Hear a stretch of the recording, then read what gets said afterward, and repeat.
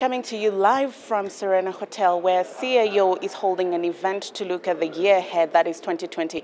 What will be the economic outlook and what will the ICT sector look like? And what are some of the good falls and bad falls that that sector holds in this year? I'm joined by Harry Harry, publisher, CIO Magazine, to just put some of these factors into context. Harry, thank you for making time. Thank you for having me. So earlier on, I had spoken to different people from different sectors, manufacturing, and for them, they said 2020, they're cautiously optimistic. Yeah. For you guys in the tech and ICT, what would you predict 2020 to be, or what is your outlook? 2020 is going to be an interesting year. We are not. We're very positive about the year, based on the different technologies that are coming out, the different use cases for different technologies for different industries. So we're very optimistic, not cautiously optimistic. We are very optimistic. Well, and just about a day or 2 days ago, there was the second Africa Banking, Financial and Insurance Summit at the KICC. And one of the things that came out clearly, if the finance sector invests in technology, they'll be able to cut costs by 40%. Are we likely to see different sectors take up tech, and what are some of the advantages that lie therein? I think what it is about automation. There's a lot of repetitive jobs, repetitive tasks that organizations do, not just financial services sector, but manufacturing, logistics, all those sectors you can think of. There's a lot of repetitive workloads which can easily be done by technologies like AI, and I think that's where now you find those savings. And it's not just savings about money or about people not doing them, but it's also about savings about time. When you are able to do tasks that used to take, say for instance, 2 days, then you cut it to about 1 day. That saving goes into your bottom line, basically. So there's a lot of technologies that are coming out that are going to make businesses more efficient, and that is where we actually see those savings.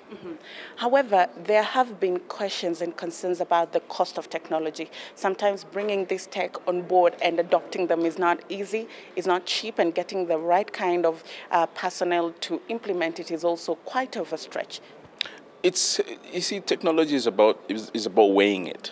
What are you investing in versus what are you looking out for? So expensive can be relative. What are you saving by implementing a certain technology? But I think the bigger picture is, the bigger question is, what kind of technology do you use, or do you want to use, and to solve what problem? I think if people start looking at technology, not for the sake of looking at technology, but looking at it from the output, what do you want to solve? What problem, what pain do you have that you want to solve? Then quickly you realize that that expense is not really expensive. Yeah. Okay. Now, fair enough. Looking at 2020, what are some of the digital trends that we are likely to see shaping the year and shaping the ICT sector? I think the big one is AI. AI, I think, is going to cause quite a bit of impact. And it's just because of the nature of the technology. So AI, I see a lot of adoption of technologies like Internet of Things, and other people call it Internet of Everything, because now everything is connected. So I'm seeing a big impact from IoT. But I'm also seeing the cloud taking a shift, because you see, everybody has been talking about cloud. Now there's a lot of adoption of cloud, but now the cloud is all of a sudden now moving from the cloud to an in-house cloud.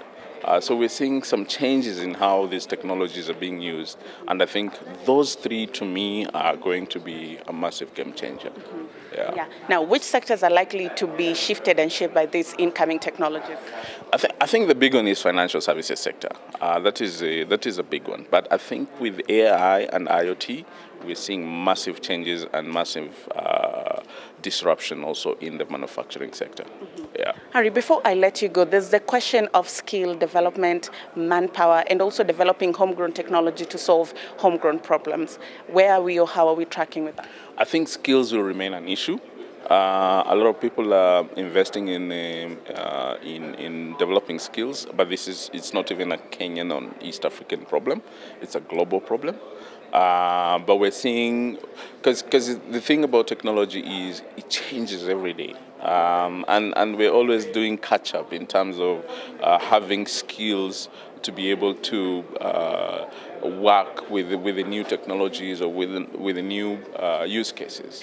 So we'll be playing catch up, but there's this improvement in terms of like the base technologies that you're seeing. So there's skills, people are investing in skills. In terms of homegrown technologies, we are also seeing some local companies coming up with interesting technology, and this is where now you start seeing, because a lot of these are being driven by the startup movement, and we can see, some of the startups, if you look at people like Twiga are doing some amazing work. If you look at companies like Celluland, so it's coming, it's growing. We haven't reached maturity, but it's coming. Yeah. Harry, thank you for making time. Thank you very much for your time. Well, there you have it. Harry Harris saying they're optimistic that 2020 is going to be a good year. The incoming of AI is going to be shaping sectors, particularly the finance sector.